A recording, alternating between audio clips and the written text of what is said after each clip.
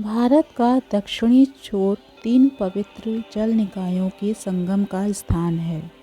अरब सागर, बंगाल की खाड़ी और हिंद महासागर। यहाँ पूर्व में सूर्योदय, आकाश में यात्रा और अंत में पश्चिम में सूर्यास्त का अद्भुत दृश्य जल के ऊपर देखा जा सकता है।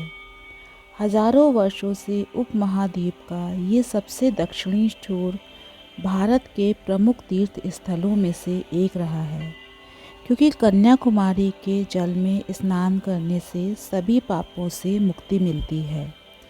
इस वरदान के पीछे की कहानी में भगवान शिव, उनकी पत्नी पार्वती और बाणासुर नामक एक राक्षस राजा का संबंध है। पौराणिक कथा के अनुसार एक समय की बात है, असुरों ने देवताओं पर प्रभुत्व प्राप्त कर लिया और अधर्म का प्रसार होने लगा। कुंवारी कन्या के हाथों ही वध किए जा सकने के वरदान से संरक्षित बाणासुर उत्पात मचा रहा था, देवताओं को स्वर्ग से भगा रहा था और संतों एवं ऋषियों को यातना दे रहा था। अपने बच्चों की पीड़ा सहन न कर पाने के कारण भूमि देवी ने ब्रह्मांड के रक्षक भगवान विष्णु से सहायता मांगी। विष्णु ने सलाह दी कि देवता पराशक्ति यानी दिव्य माता से प्रार्थना करें, क्योंकि केवल वही बाणासुर का वध करने में सक्षम है।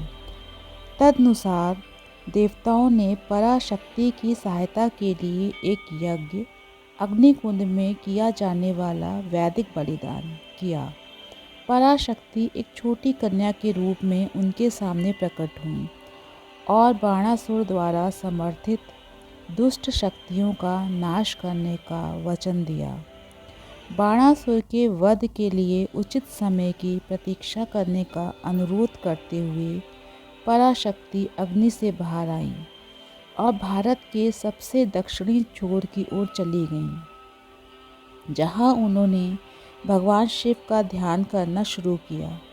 समय बीतने के साथ साथ वे किशोरी बन गईं।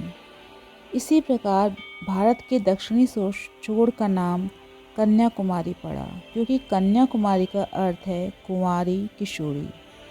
कन्याकुमारी के सुंदर रूप में पराशक्ति को देखकर भगवान शिव को उन पर मोह हो गया। विशेष रूप से भारत के दक्षिणी छोर से 15 किलोमीटर दूर स्थित सुचिंद्रम शहर में पूजे जाने वाले भगवान शिव के उस रूप पर पराशक्ति उनकी दुल्हन बनने के लिए राजी हो गईं और उनके विवाह की व्यवस्था की गई। इस समय दिव्य ऋषि नारद को यह एहसास हुआ कि भगवान शिव और कन्याकुमारी का विवाह कन्याकुमारी द्वारा बाणासुर के वध की संभावना को नष्ट कर देगा, क्योंकि एक विवाहित स्त्री बाणासुर को नहीं मार सकती थी।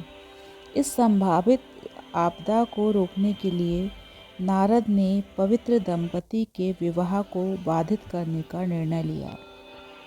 पहले नारद ने कन्याकुमारी को भ्रमित करने की कोशिश की, ये कहते हुए कि शायद शिव उनसे विवाह करना नहीं चाहते, बल्कि भेष बदलते हुए बाणासुर हैं। नारद ने देवी से कहा कि उन्हें शिव से 3 ऐसी वस्तुएं लाने के लिए कहना चाहिए जो दुनिया में कहीं भी ना मिले, ताकि उनकी पहचान सिद्ध हो सके। ये वस्तुएं थीं बिना आँखों वाला नारियल, बिना जोड़ वाला गन्ने का डंठल और बिना नसों वाला पान का पत्ता। लेकिन भगवान शिव ने इस कठिन चुनौती को आसानी से पूरा कर दिया और विवाह की तारीख तय हो गई। लेकिन नारद के पास एक आखिरी तरकीब थी। विवाह एक शुभ दिन की आधी रात को होना था। उस दिन भगवान शिव सुचिंद्रम से कन्याकुमारी के निवास के लिए रवाना हुए। जब वे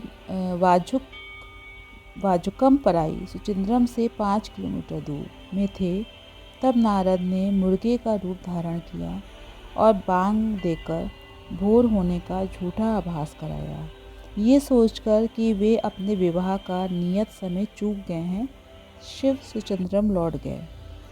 ऐसा कहा जाता है कि शिव के न आने पर कन्याकुमारी क्रोधित हो गईं और उन्होंने विवाह के लिए एकत्रित सभी खाद्य पदार्थों को बिखेर दिया। रेत जैसे दिखने वाले छोटे कंकड़ और दक्षिण भारत के तट पर पाई जाने वाली रंग बिरंगी रेत को इसी घटना से जोड़ा जाता है। देवी का हृदय भी टूट गया, लेकिन वे भगवान शिव के प्रति सदा समर्पित रहीं और आज भी इस आशा के साथ तपस्या करती रहती हैं कि एक दिन वे उनसे मिल जाएंगी। जल्द ही बाणासुर को कन्याकुमारी की सुंदरता के बारे में पता चला। उसने कन्याकुमारी से विवाह का प्रस्ताव रखने का निश्चय किया। कन्याकुमारी ने उसे अस्वीकार कर दिया।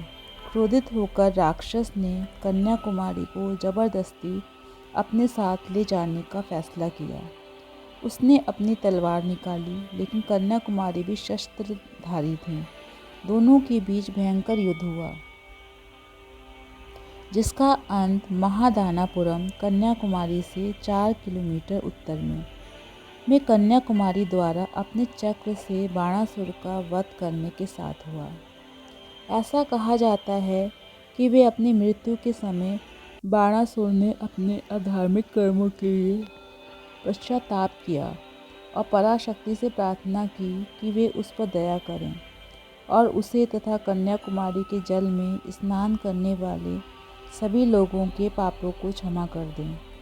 देवी ने बाणासुर को वरदान दिया और यही कारण है कि दुनिया भर से लोग इस पवित्र सागर संगम में स्नान करने आते हैं। कन्याकुमारी मंदिर दक्षिणी तट पर स्थित है, जहाँ कन्याकुमारी की प्रतिमा में उन्हें माला धारण किए भगवान शिव के आगमन की प्रतीक्षा करते हुए शाश्वत तपस्या करते हुए दिखाया गया है। मंदिर के स्थल पुराण के अनुसार इस प्रतिमा की स्थापना भगवान विष्णु के अवतार भगवान परशुराम ने की थी। प्रतिमा की एक विशेषता उसके हीरे की नथ है, जो अत्यंत चमकती है। मंदिर की कथा के अनुसार ये नथ एक नाग षष्टक से प्राप्त की गई थी और इससे प्रकाश इतना तेज परावर्तित होता है कि एक बार एक प्राचीन नाविक ने इसे प्रकाश स्तंभ समझ लिया था। प्रकाश स्तंभ की ओर अपना जहाज चलाते हुए वे कन्याकुमारी की चट्टानों से टकराकर दुर्घटनाग्रस्त हो गया। ऐसी त्रासदी को दोबारा होने से रोकने के लिए मंदिर के गर्भगृह का पूर्वी द्वार वर्ष में केवल 5 विशेष अवसरों पर ही खोला जाता है।